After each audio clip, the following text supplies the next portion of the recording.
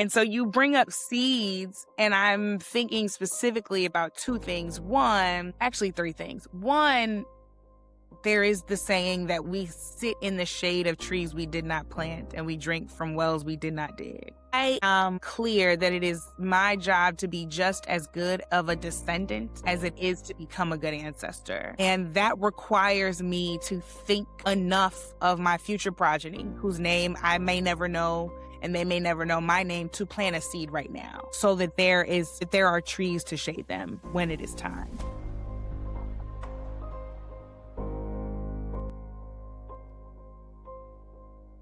Before we begin, I want to tell you something about who you're about to meet.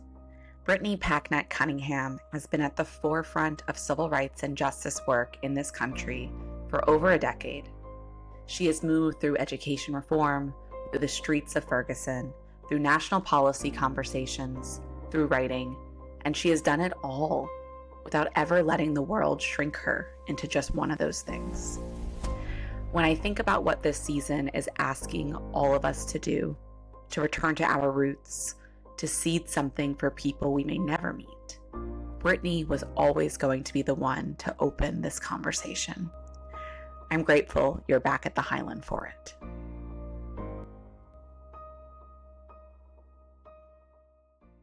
Brittany, welcome to the Highland, the place where many can gather at the top of the mountain to look back, to celebrate, to play, to bask in the legacies of Black women leaders.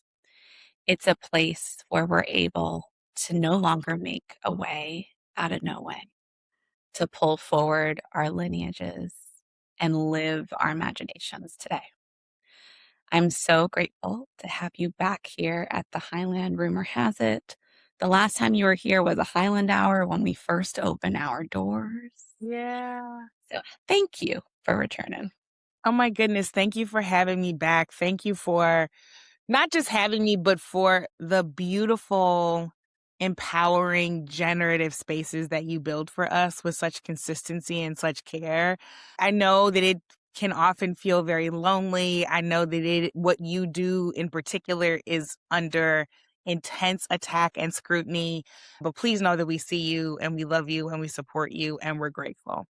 Thank you. I receive that. I receive it. And I want to dig into our conversation today because so much of the reflection you shared back to me is one I want to share back to you about the rooting and courage you've given so many of us by a seemingly simple act of showing up in your fullness. And that's what I hope that we're able to pass forward at the Highland, is how we show up in our fullness. Yeah. And so before I get too far ahead of myself, I'm going to ask you a question that every Highland leader, when we sit down to witness one another, we answer. It's a practice that Vanessa Garrison of Girl Trek offered to us, which was to share, who are you the daughter of? I am the daughter of generations of prayer. I am the daughter of Gwendolyn and Ronald, who baptized me and taught me Sunday school and were my pastors and are my pastors. I am the daughter of Mamie and Arthur and Charlene and Adolphus, whose name I did not know until just a few years ago. And my father never knew that name, although he searched his whole life for it. I am the great, great, great, great granddaughter of Joanna, who was born enslaved, who died free, who had 24 children, and who was able to keep at least 3 generations of her family from being sold off from one another until they saw freedom, who gave birth to 2 men who fought and died in the US colored troops in the Civil War to win us the freedom that should have always been ours. And I am the daughter of sacrifice and triumph and defying odds. Mhm.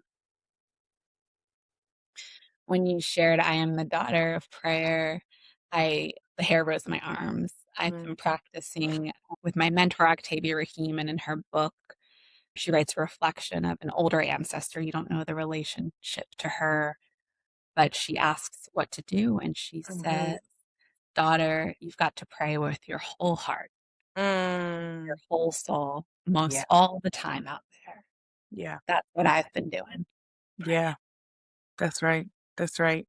I have a prayer crew of 3 women. It's myself and 2 other people, and we have prayer call every Monday to start off our week on the right foot. And a few weeks ago, we were able to pray in person because I was traveling and both of them live in Los Angeles. And I found myself we found ourselves feeling the fullness of the presence of God in a way that was so necessary for us in this moment. Like, it is helpful over the phone, it's good over the phone, it's beautiful over the phone, it is generative and protective and all the things over the phone, but in person, it has some extra sauce on it. And there was such safety in being able to bring our full self to that place of surrender and to be able to do so in community, right? And not having to, I come from praying women. And so I know what a prayer closet looks like. I know which one mine is. I know what it looks like to beseech the throne of grace on your own. I know what it looks like to lay prostrate on your own. And I understand when the word talks about not forsaking the fellowship of the saints and the presence of God existing where 2 or 3 of us are gathered in his name or her name, because we have such opportunity to both witness and be like living testimony to surrender, to goodness, to strength that's made perfect in our weakness. And so to be able to be that broken and that open in sisterhood before God is like that was a very necessary moment in this time of great trial and tribulation for us all.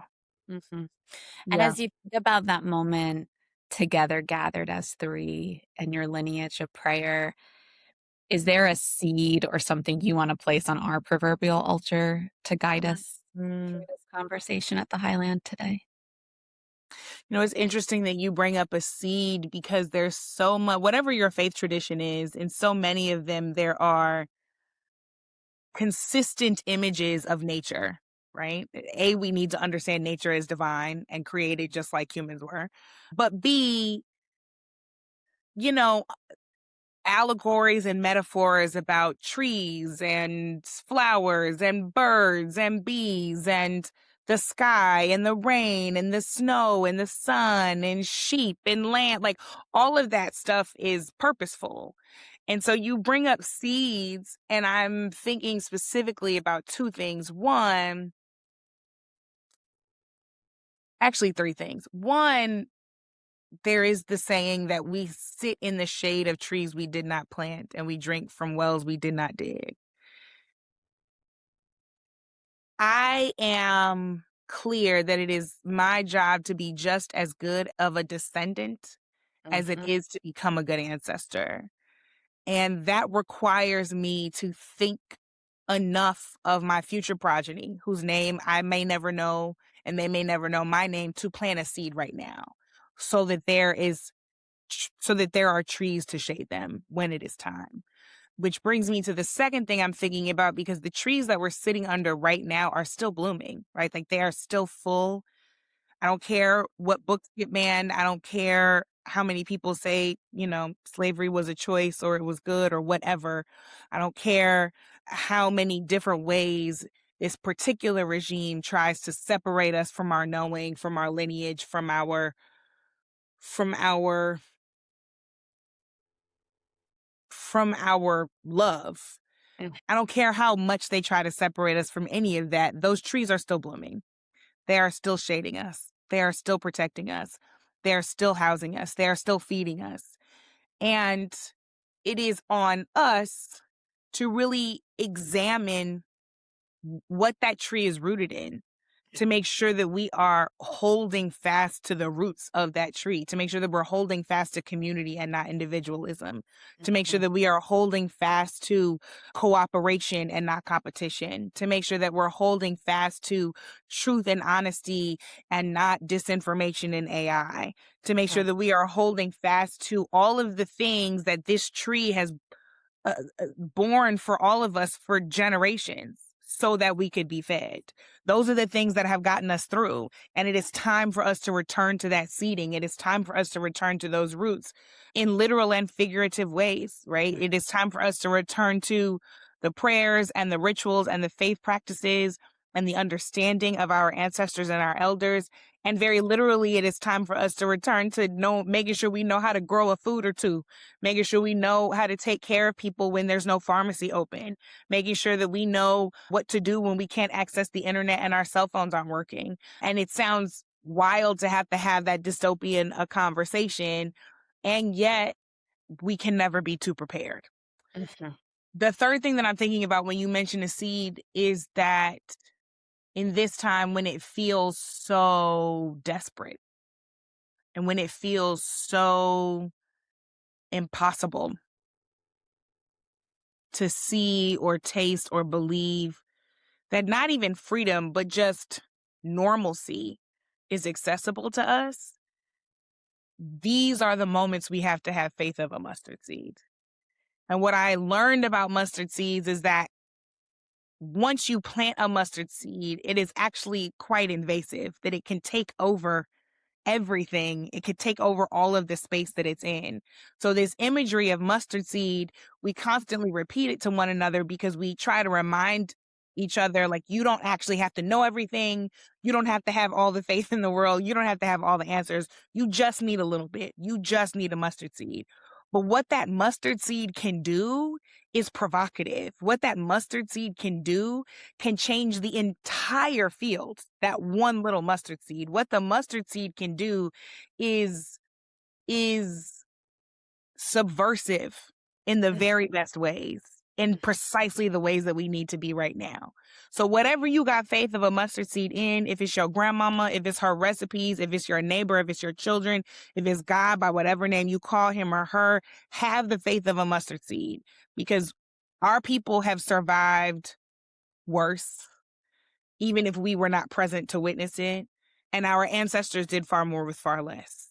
So if Mhm. we just have that mustard seed, if we just plant it, and if we just hold on to the roots of the trees that were planted that shade us now, we're going to be all right. Mhm. There's so much it's as if you know my interview guide, 1. 2, my love for No, it's learning from clear. nature. I know, I was like, "How'd you see that thing? We're on the same ultralight." Okay. And I think there's so much to admire, learn, and integrate and be in reciprocity with nature in this Mm, moment because she was here before the word slavery, right? that's right. She was here before them That's and right. is still here. And what you're bringing up for me is this notion of no matter how desperate, to use your words, the times feel, Hmm. we can't unsee and unfeel Hmm.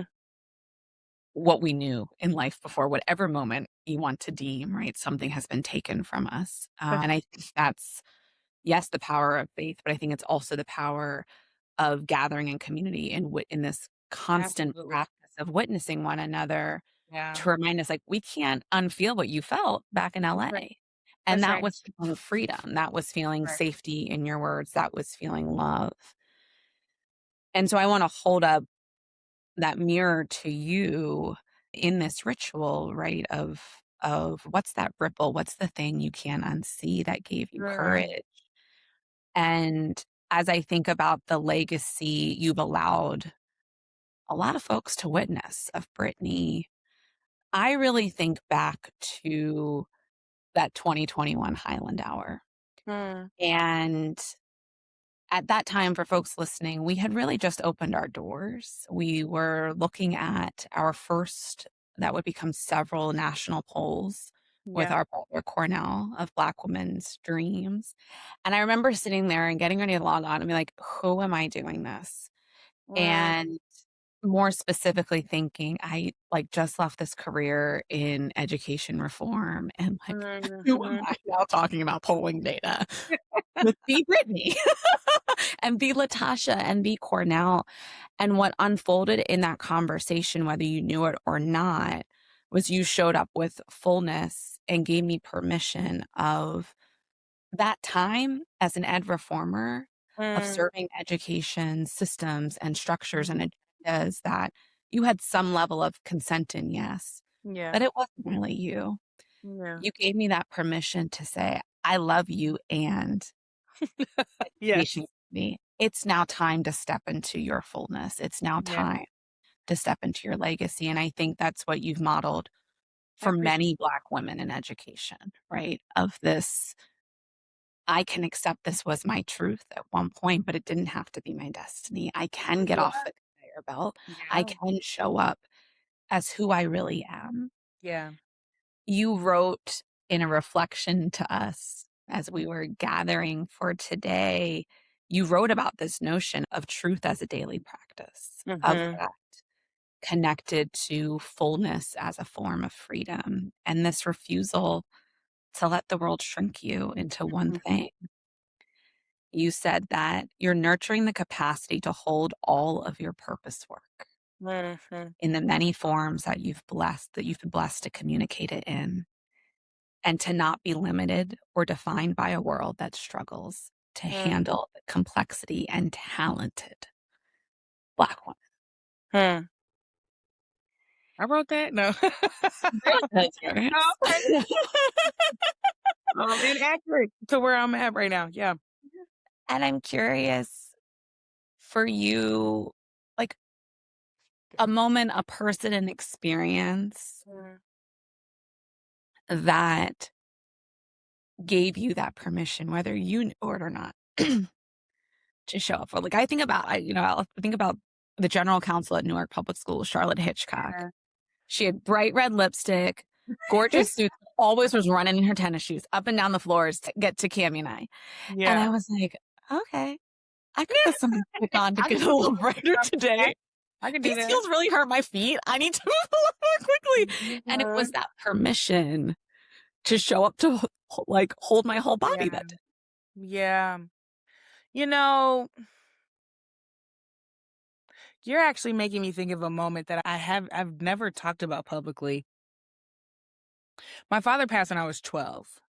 I told you he was a pastor. He was a pastor of a very large historic Black church in St. Louis, Central Baptist Church. Large congregation, very storied. The Black educators and the Black doctors and the Black lawyers and the everyday Black folks were there and had raised their families in that church for generations.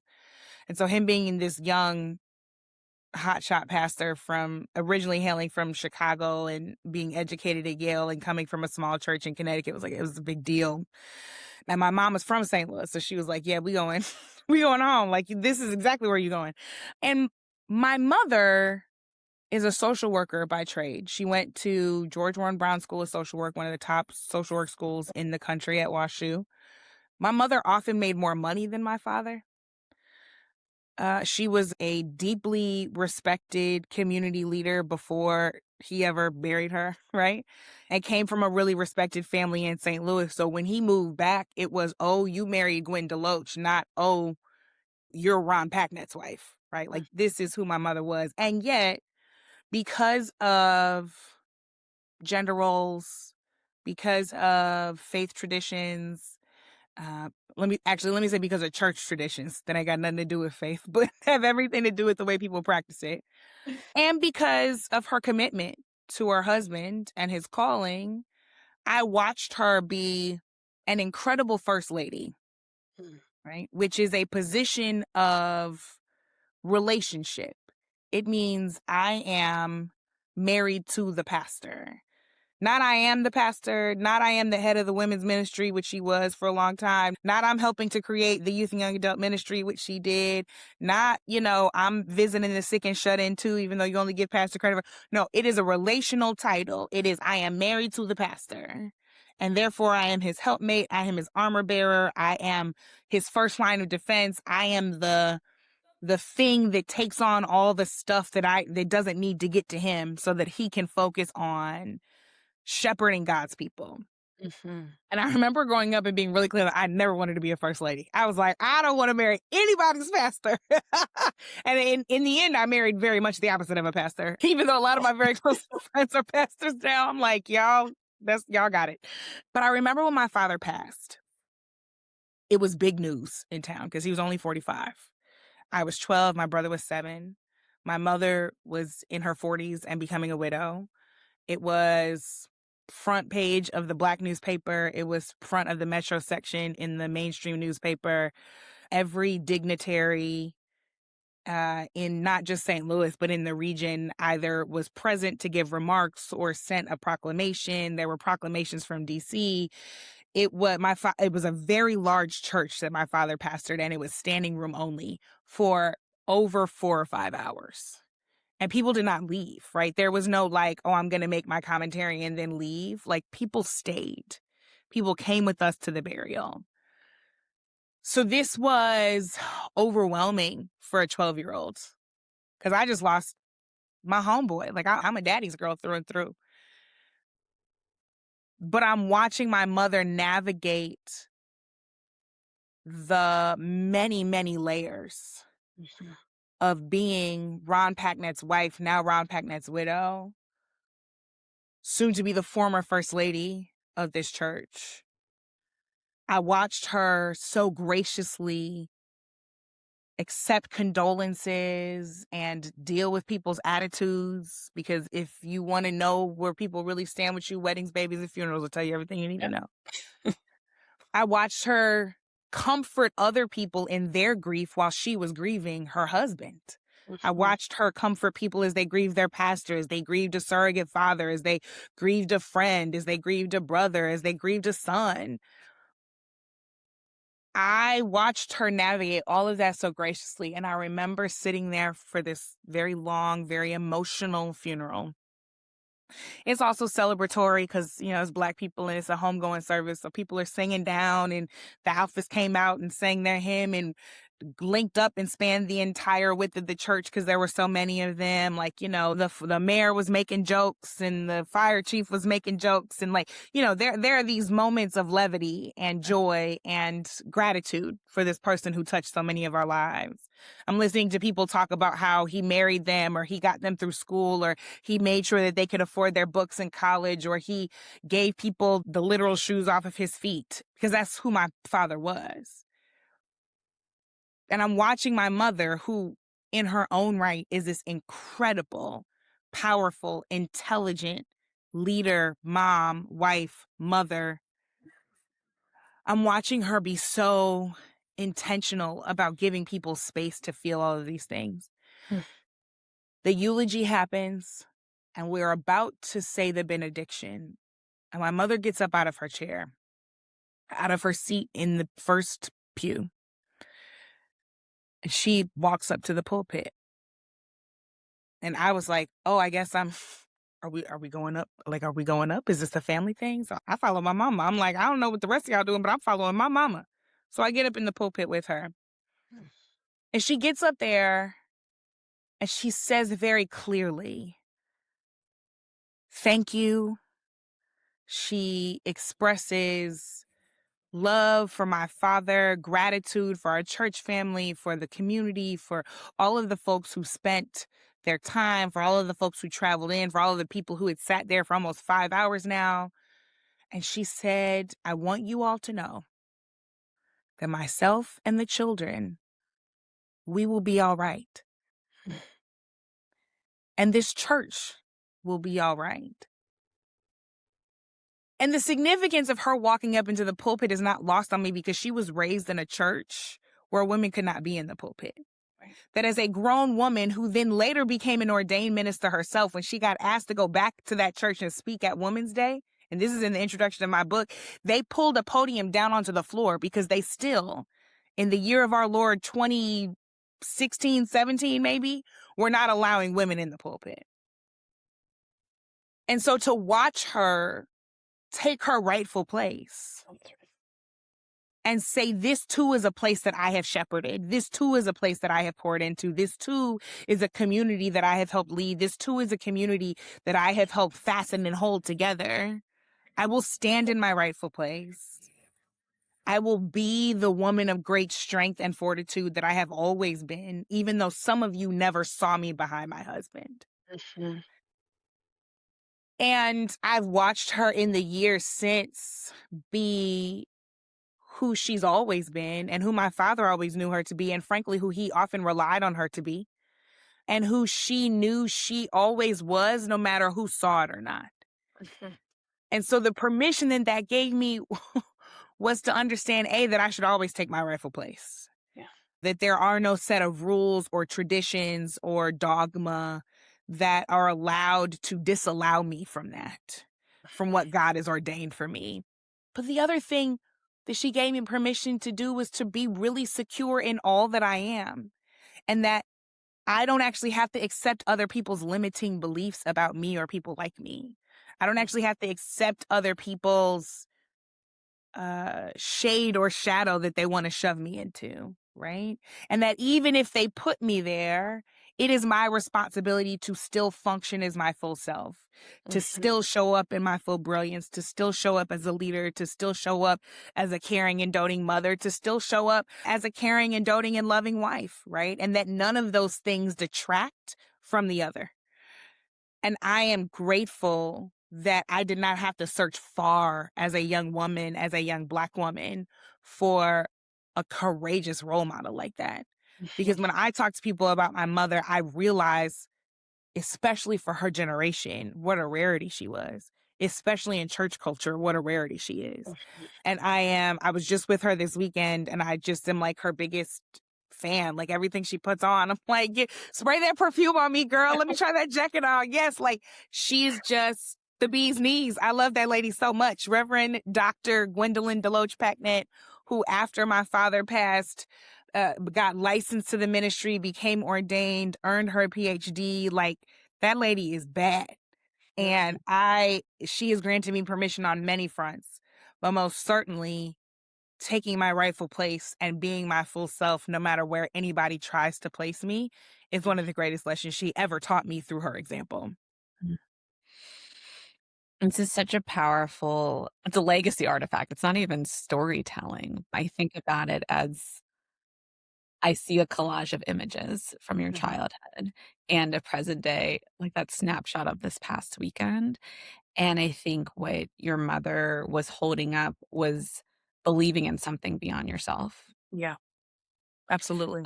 believing in collectivism, believing in Absolutely. partnership and reciprocity, Yeah. and believing that. And I think this is a journey, particularly for Black people, particularly for Black women who we've been so disembodied by oppressive forces to Yeah. feel, to step into feeling of the fullness, right, Yeah. of who we are. And so, in listening and paying witness to both of you, that's not lost on me. Mm. Uh, is that there are all of these forces that try to keep us in these states of survival. Mhm. Right? And that day to me, I think represented her naming, we're thriving Yeah. and we're going to thrive through this. And there That's is right. an side of this That's right. and we're going to feel through it Yeah. to get there. Absolutely. Absolutely. We're gonna feel all the things, and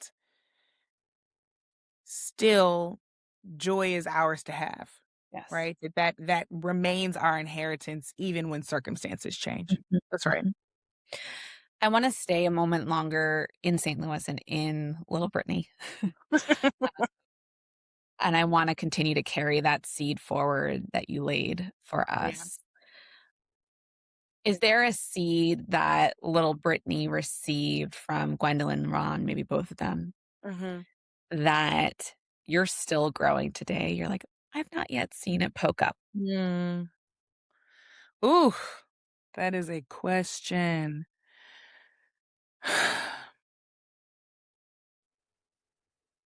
I am it's poking, but it is a daily practice to try to water it and let it grow into its full germination. I have a really soft spot for Black girls who are still learning to love themselves because I'm still learning.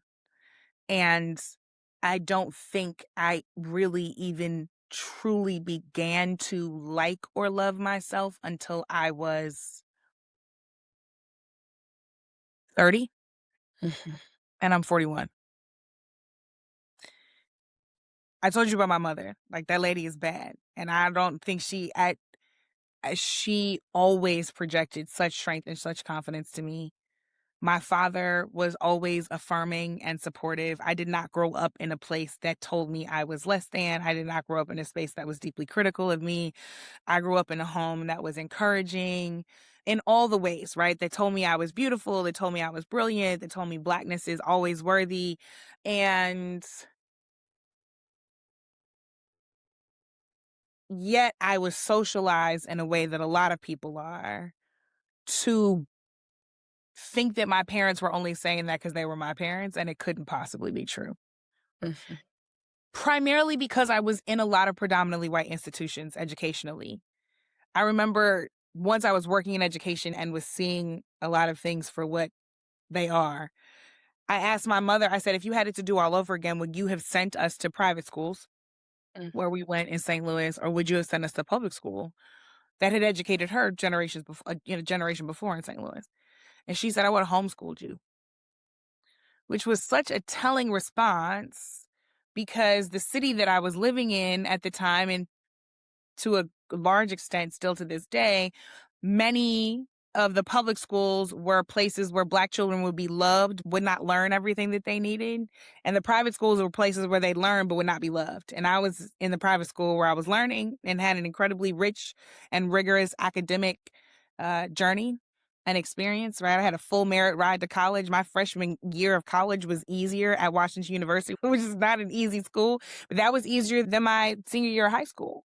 I had a very rich academic experience, and yet it was debilitating in terms of my self-image. Mhm. I dated a white guy whose mom made him break up with me because I was Black. I got spit at by another white man who now reports for conservative news stations because I was doing diversity and equity work before it had that name. I got all of the benevolently racist comments, right? The things that people think are a joke, but that sit with you forever.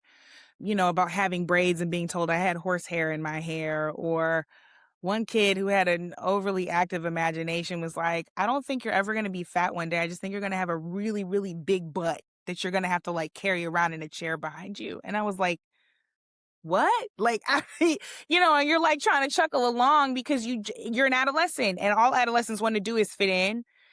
And I'm like, man, my mind's, I'm like, this don't make Yeah. no type of, what does that even mean? So all of these kind of experiences.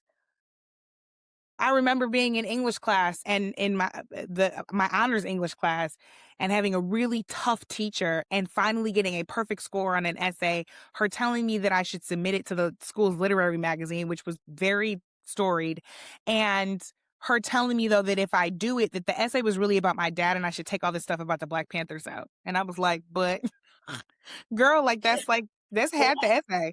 And she was like, yeah, it's not really about that race stuff. And I was like, this this white woman that I so deeply esteemed, who I thought was the smartest person I had ever met, who I just wanted to make proud of my work. I was a shell of myself for the rest of the academic year. And English was my favorite subject. So I just was socialized into a space of hate for myself, even though I was raised in a space of love for myself. And it has taken so long for me to unlearn that. Like, we are sitting here on this riverside, and I'm in my natural hair. And if anybody who knows me knows, I love to change it up. I might be in long hair next week. I love a clip in. I love a ponytail. I love a wig. I love braids. I love my natural curly hair. I'm currently a straight natural in this conversation with you. This is the first time I've ever had color in my hair. I love how Black women can be chameleons.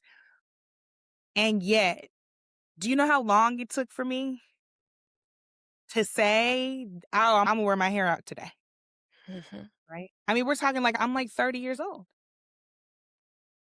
because my hair doesn't, because I don't have 3C hair and I'm not light skinned, right? And I'm not shaped like this, and I'm definitely not a white woman, and I'm not cool enough or dope enough or thick enough for y'all, but I'm not blonde enough for y'all. So like, where do I fit? Yeah. And I had to decide to fit for myself, right? To fit with myself, to know that being fearfully and wonderfully made was a choice that God made for all of us, and that it is that I am divine, that all of the choices that he made when he put me together were divine. And that was the thing that woke me up to that journey, was being in an emotionally abusive relationship. And I was in therapy, and I went to therapy because I thought it would save my relationship, because I was with this covert narcissist who like, was telling me that I just like wasn't any good. And I was like, well, let me go fix myself. And I'm in therapy, and this sweet little petite white woman who's my therapist is like, next time we meet, I'm going to give you a piece of paper and I want us to talk through it. And I'm like, okay, girl, whatever.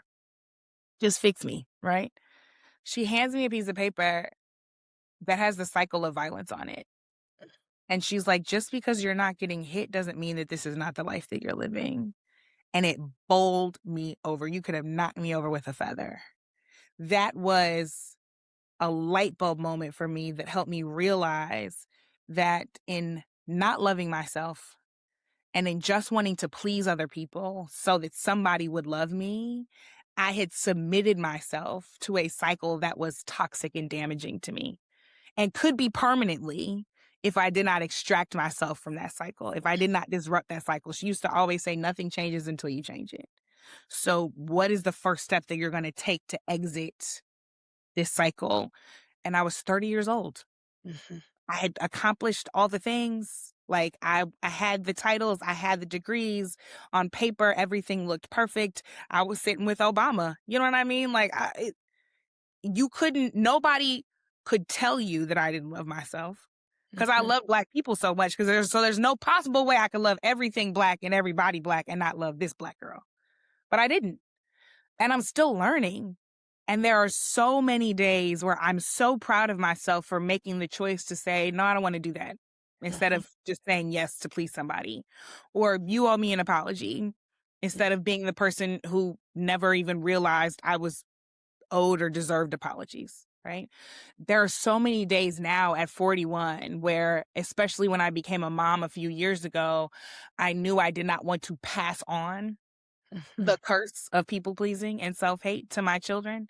And so I said, I forget somebody fixing me. I'm gonna fix myself this time. So I got a coach.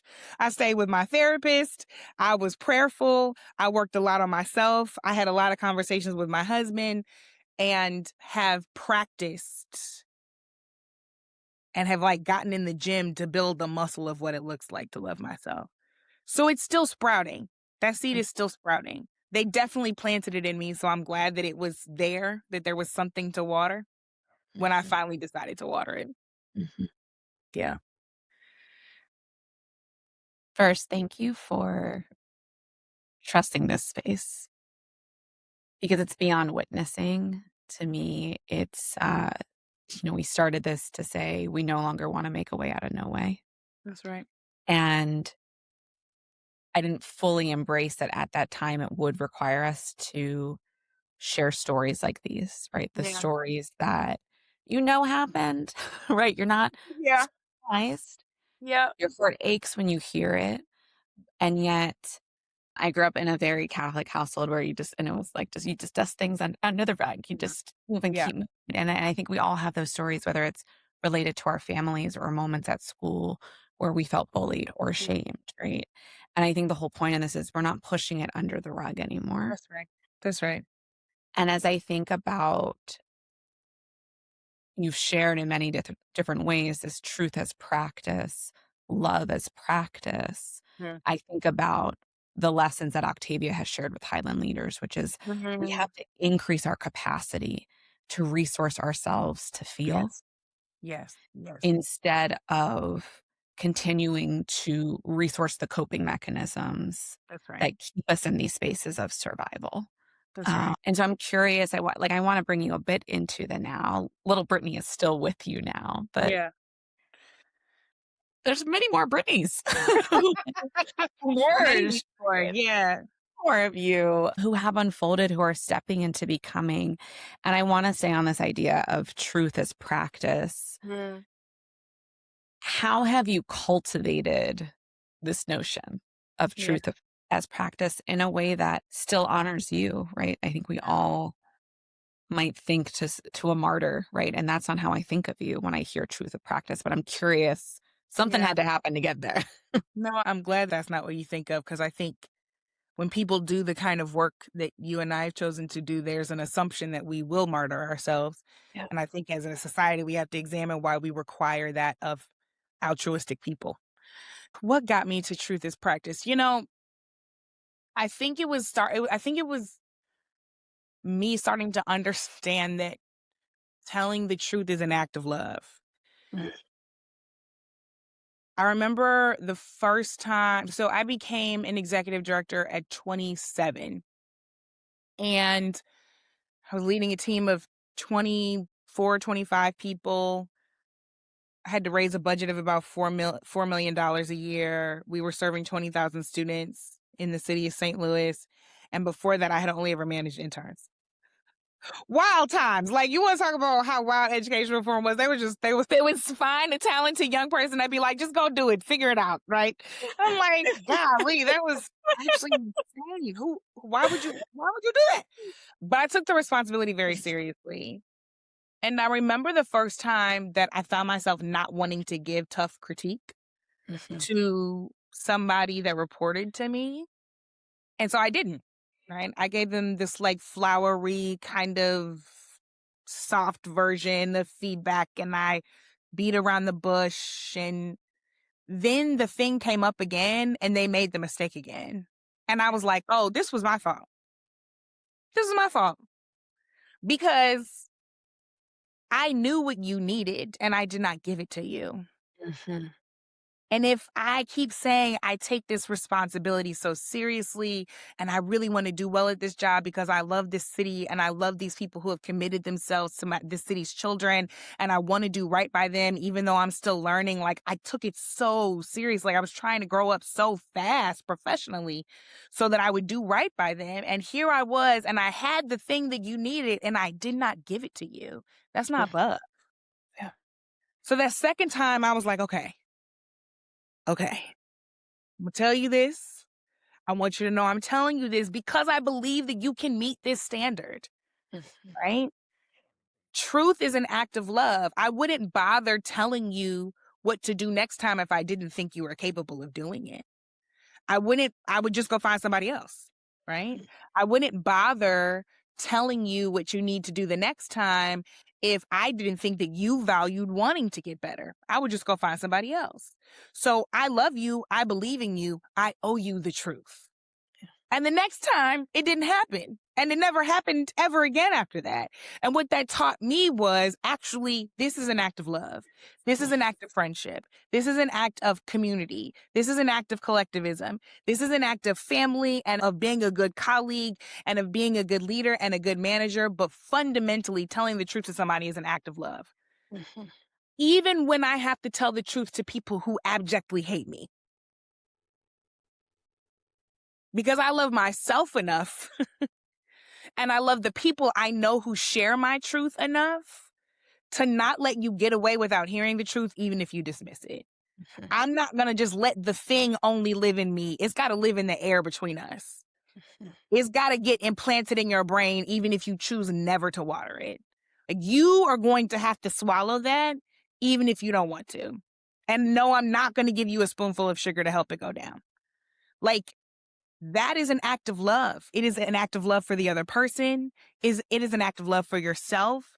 It is an act of love for the generations and communities and people for whom you are expressing a collective truth, who may not have had the opportunity or the space or the platform to tell it.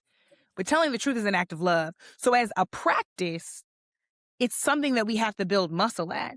Like, as a manager, I had to get better at giving people feedback so that when they left my office, they wouldn't feel like they either didn't know what I want them to do because I wasn't giving them the feedback fully, or they did know what to do, but I gave the feedback so poorly that they were too depressed to go and turn it around, right? Like, as a manager, I had to practice how to give feedback. I had to practice how to tell the truth.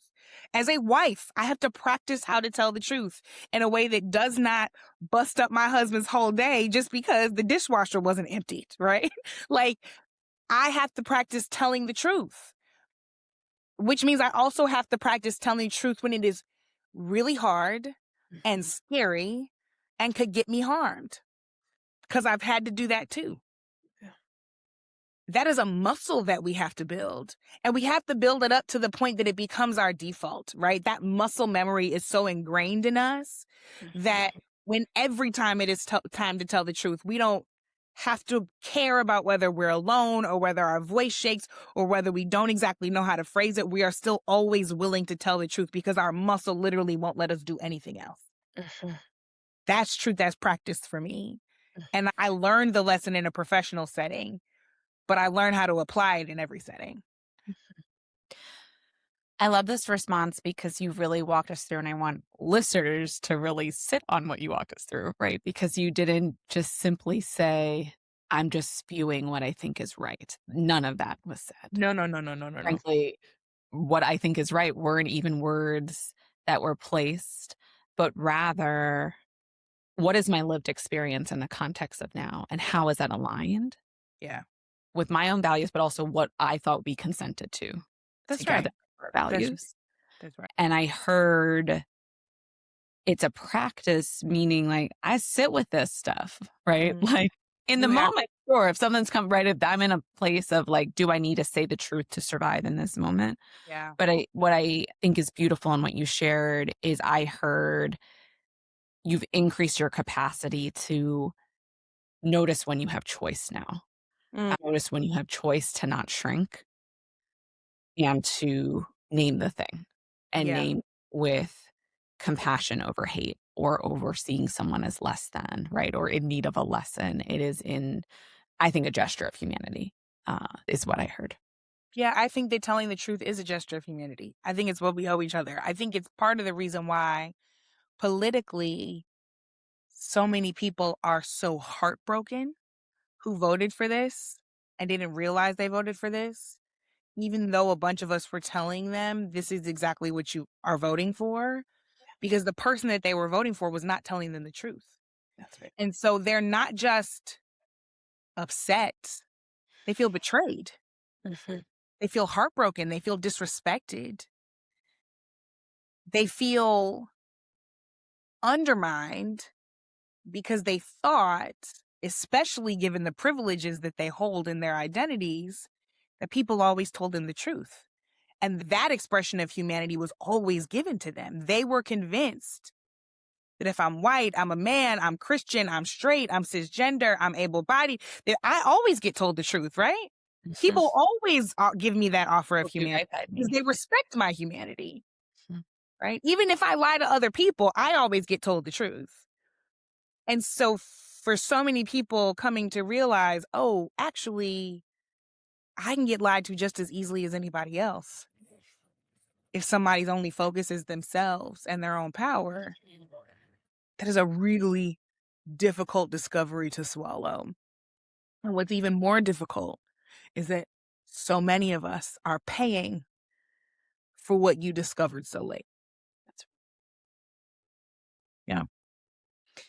So I want to stay on this for a moment before we talk about one of your latest legacy artifacts, your book.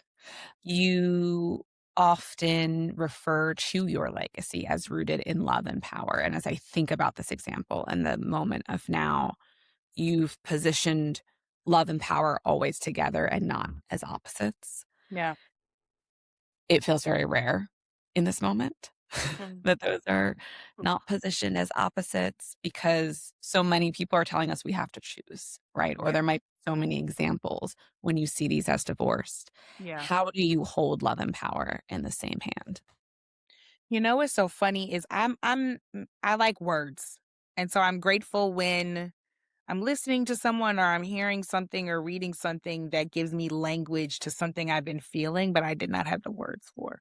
Whenever somebody tells me you gave me words for the thing I was feeling, that's like the best compliment anybody can ever give me. I feel like I've like achieved the thing for the day. I can go home now and go to sleep happy, right? Because I like words and I like feeling like I can learn the things and express the things as they were intended to be learned and expressed.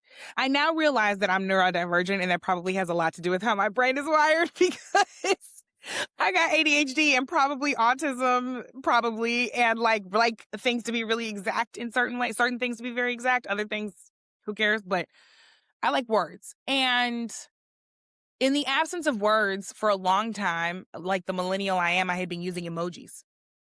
And I would write these,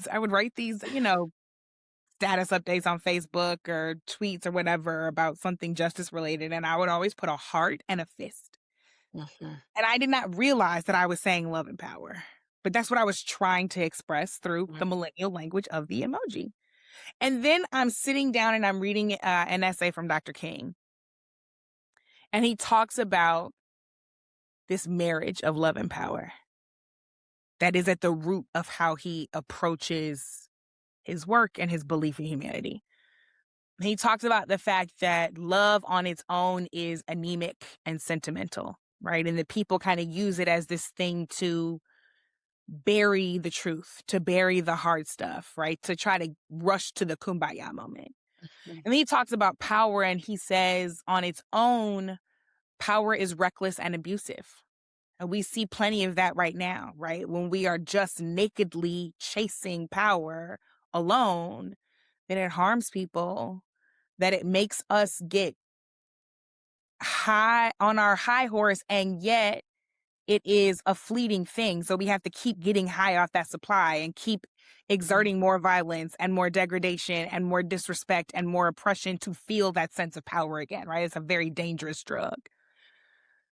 But he talks about the fact that together, love and power are a force that can change the entire world. So he's essentially talking about a power that is informed by love, Mhm. right? He's talking about, what if we recognize the fact that there is power that works in all of us, that all of us are born with talent and gifts and intelligence and power. That is not some finite thing that we extrinsically get when people reward it to us, but that it is an intrinsic thing, um, that we all have enough of. And if we take the power that we each have and we inform it with love, so that when I act, I am doing so in love. When I legislate, I am doing so in love. When I lead, I am doing so in love. When I parent, I'm doing so in love. When I preach, I'm doing so in love. When I teach, I'm doing so in love. When I write, I'm doing so in love. When I take my power and I inform it by love, then we can correct everything that stands in the way of justice, is the way he says it. Those were the words I needed. I finally had the words. And so that became a mantra for me.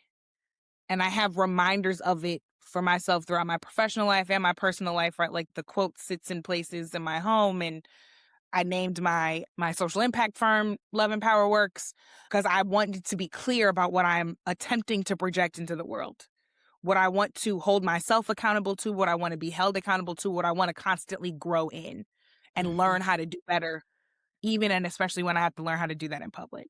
Mhm. And so this notion of love and power for me really came from those words, but it was a feeling and a desire that I had long before that I just didn't have the language for, because there's just no good reason why we treat each other this way. There are reasons, but none of them are good. Mhm. Because if the reason is I'm trying to get mine and you can go get yours, then that assumes there's not enough for everybody, and there is. So that's not a good reason.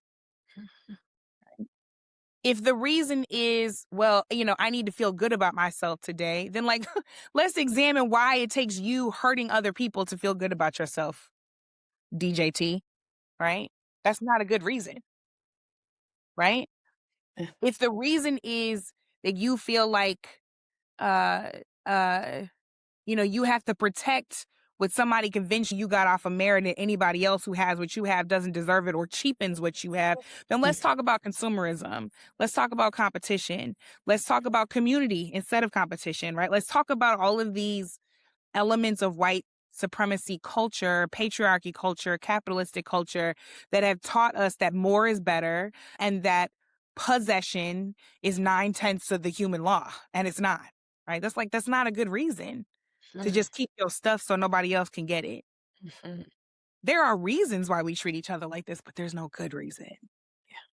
And I'm just convinced it doesn't have to be like that. Mhm. And I have encountered enough people in enough positions of traditional power, legislators, lawmakers, organizational leaders, and community power, right? Mimas, aunties, TTs, Mhm. Tias. I'm naming a lot of women, but you know what I mean, right? Who exercise love and power as a practice. Mhm.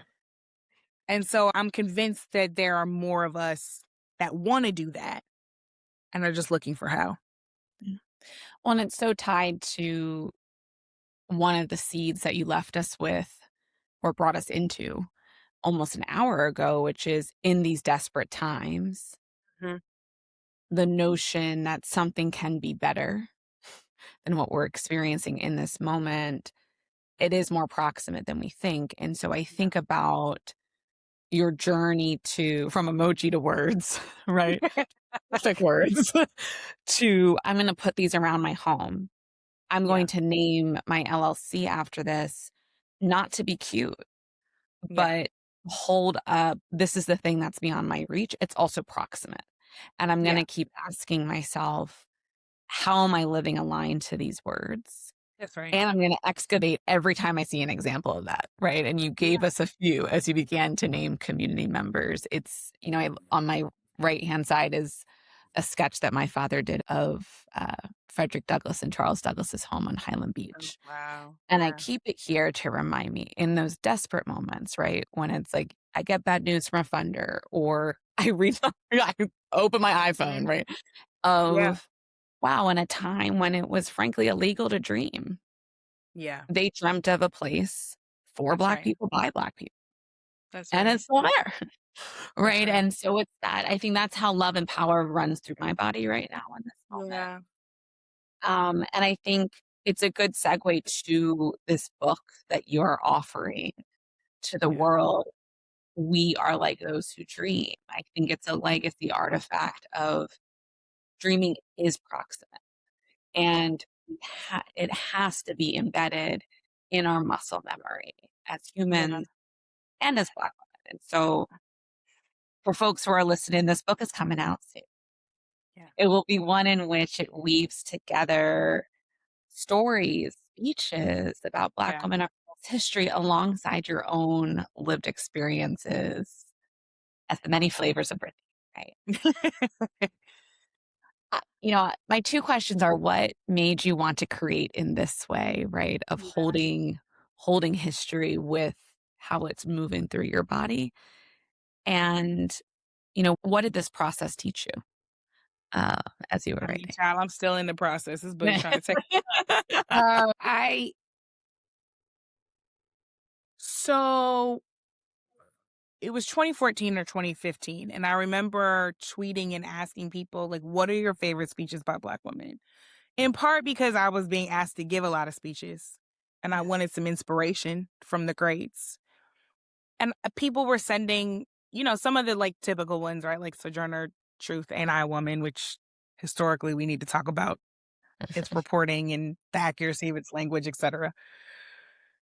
And then they were sending me something like, some of them were sending me like eulogies, right? Oprah Winfrey eulogizing Rosa Parks. I'm sorry, Michelle Obama eulogizing Rosa Parks, Oprah Winfrey eulogizing Maya Angelou. Some of them were sending me videos, right? Nina Simone, what we call this blackness. And some of them were sending me speeches. I was like, I never have heard of this. People like Maria W. Stewart, who was one of the first Black women to ever write down her speeches that we have artifacts of.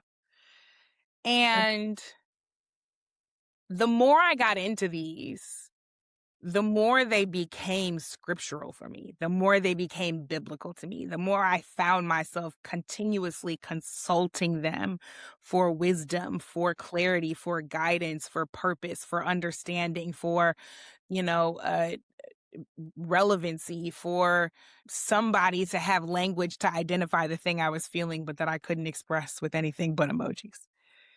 And so I said, I want to offer this Bible to other people. And I want to share the lessons in my own life and from these speeches that I've gleaned over time. And I remember when I was selling the book, this was when like all of the movement memoirs were hot. And so there were publishers who would sit down with me and my agent and they'd be like, "This is not the book I want from you. Don't you want to write about Ferguson?" And I'm like, "You mean the uprising that's still going? Don't you want to write about Black Lives Matter? The movement is still going?" No, I don't want to memorialize something that is active. That was not my choice. Other people have written really important books about that time. I'm in some of them. I'm not in others. All of them matter. All of them are important. That was not what I had in my spirit to offer people. And I realized the to the point that I changed the subtitle of the book from Black Women Speak to Black Women's Blueprint for a New Power. I realized that was actually the thread that wove all of these speeches that I had curated together. That Black women were taking what we were given and that we were doing more, to your point, than simply making a way out of no way. We were building new worlds. Mhm. We were creating new things. We were creating and operating and executing new containers for in which everybody could exist. We were building new power. And if that is not a blueprint that everybody needs right now, I don't know what is. So Mhm. for me, that offering is about all of us having enough humility to listen Mhm. to the folks we say we want to listen to, but often ignore, and trying to re-enter into the cultural zeitgeist, some of the voices, the phrases, the mantras, the beliefs, the understandings, the philosophies of people who are truly our founding mothers, whose names don't get called and whose books don't get read and whose words are not being applied. I think in that process, it has simultaneously helped me humble myself Mhm. because I thought I had everything fixed up in a bow. You know, you write your book proposal and you make the pitch and you're like, this chapter is going to be this and this chapter is going to be this. And over the years of speaking and doing podcasts and writing things, I thought I had like perfected all of these stories. And then I went to read the speeches again so I could write the stories down and I was like, "Oh, this is actually like not good enough." And Mhm. I don't mean like my words weren't good enough and like that's what editors are for. And my editor is an amazing Black woman. But like I was not excavating enough of myself to offer things that stood up next to what they offered us. Mhm. I just Mhm. wasn't. And so, we talk about truth as a practice. It has to be married with the humility to listen as a practice. I had to listen to the women I was about to tell everybody else to listen to. I had to listen to their spirit. I had to listen to their courage. I had to listen to their authenticity and to their willingness to build something new when it was far easier to just muddle through what they were given. And so I had to build new narratives for myself, about myself, and be Mhm. far more truthful with myself than I was being on the page because I was doing all the things that I thought sounded good. And so if truth is a practice, like this is the place where if let me say it like this. If truth is a practice and I've been in the and I've been in the gym building that muscle, then like that moment as a manager was the D League and writing this book is practice for the Olympics. Like, you know what I mean? Like, I'm on the court with Dawn Staley and them, Mhm. like, trying to be at the top of my game because I'm surrounded by greatness. Mhm. And I cannot insult them by not showing up with with my muscles and my muscle memory and my practice the most down pat I could probably Mhm. have it. And I cannot show up next to them and not be as profoundly and fundamentally truthful as I can be, even if the truth isn't profound. Yeah. You're bringing up for me two ways of how I think about the definition of legacy. One is we can't ask people to go further than we've been willing to go Mhm. as leaders. Mhm. Mhm. And that's what I felt when you named, like, it's not that what I wrote was bad, but Yeah. I didn't excavate enough when I think about why Yeah. this all came to be in the first place. And the second is Dr. Sarah Lewis wrote on the rise of creativity in her book. She talks about the difference between mastery and success. Mhm. And she names that at some point, right, you're at the fork in the road. It probably happens many times in your life where you can continue to gather the accolades.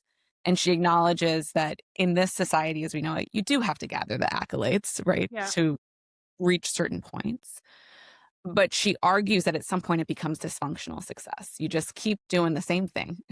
Yeah. And we know a lot of great, successful people with love. I know them in my home, right? Yeah. And mastery or legacy is the courage to wipe the slate clean and start Mhm. over. Mhm. And that's what I heard in Why your. it is taking my book so long to come out? Because, child, I had to start over many times. But you acknowledge her, we just gave the reason why. Is the Thankfully, hall my bad? publisher has been very patient. Yes. Yes. Woo, child. We're going to ask for maybe more patience Yeah. because there is that, right? Like it's that beginning again, the knowing of like, I know my North Star is right, but I'm willing to challenge how I'm going to get there. That's right. That's right. Yeah. And so as we start to then come down from the Highland, I want to ask you two questions. One's a question, one's a Mad Lib. Okay. We started this conversation. You named, you want to be just as good as a descendant. Mhm. And as you think about what you're birthing next, this book, what are you most protective of? Mm. I am most protective of my children Mhm. and the things that I am leaving them. That's why I said I was like, I'm not leaving you people pleasing. I'm not leaving you self hate. I want to be intentional about what I hand to you, not just Mhm. what I produce, even though those things are important, like the book, but the traits, the values, the characteristics, the character that you see modeled before you. I'm protective of them in a lot of ways because I'm raising two Black boys. So I'm protective of them in all of the obvious ways that we think, but I'm really protective of their character. I want to raise good men. I mean, you spoke about Frederick Douglass, and he was so clear, and I'm going to butcher the quote, right? But it is easier to raise strong men than to raise strong children than to repair broken men. I don't want anybody to have to repair Mhm. these men because they're broken. Now, that's not to say no parent is perfect. I know I'm going to make mistakes. I already have, but I'm determined to, alongside my husband, help usher in a different kind of man who is attached far more to love and power than they are to patriarchy and dominance. And so I'm really protective of what they watch, what we read, what we listen to, but also who's in our home, Mhm. who spends time with them. I am protective of their image. You've never seen their face on the internet, and you won't until they're old enough to elect to do that themselves. The public does not know their names. I'm protective of I'm protective of who prays over them. I'm protective of who teaches them. I'm protective of who plays with them. Both protective of them and guarding against those folks not being the right ones, but also protective of those folks who are the right ones and who are pouring into my children. That is that is of the utmost importance and will be for the rest of my life. My children will be the most important fingerprint I leave on the world Mhm. because they will go on to impact however many dozens, hundreds, thousands, 10,000s, millions of people, and who I raise them to be will impact all of those people. And that is not something I'm willing to do poorly. And in as much as they are building sterling character, it requires me to keep perfecting mine. Yeah. You will only ask them to go as far as you have. That's right. So our Mad Lib, which you can answer in an emoji if you'd like. Okay. I do love an emoji pie and a meme. We will leave a cryptic end to everyone listening today. Because of them, I can blank. And because of me, blank. Because of them, I can get free. Because of me, I am free. Mhm. And because of you, we are free. We started an hour ago, literally, naming your fullness as freedom. And you're modeling, you're showing up consistently in your fullness as freedom, as opening the door of freedoms for the little Brittany, but also the little Gabby, the little Octavia, the little Vanessa, and so many more. Brittany, sitting with you today, it has felt like sitting with a wise counsel across 7 generations. You named that you're a woman of prayer, that you're a lineage of prayer. And I felt that throughout this conversation. I felt as I cry, I don't know why. Don't cry, But don't make me cry. Please right. don't. You said when 2 or 3 are gathered, and I knew it in that moment that more were gathered with us as we moved through this conversation. And as you called in our ancestors, and you called them in not just with reverence, but being in relationship with their practices too. And so I wanted to hold that as a final mirror to you of thank you for being the vessel of a wise counsel for all of us in this conversation. Thank you for holding us with care. Thank you for holding your boys with care. Thank you for meeting us back at the Highland. We love you, and we'll see you on the other side. I love y'all too. Thank you.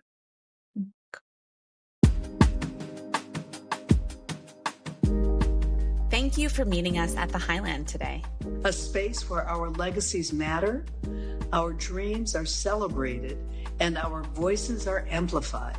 Stay connected with us by using #MeetMeAtTheHighland and share your own stories of legacy and leadership. Until next time, keep dreaming, keep leading, and keep building. And meet me back at the Highland.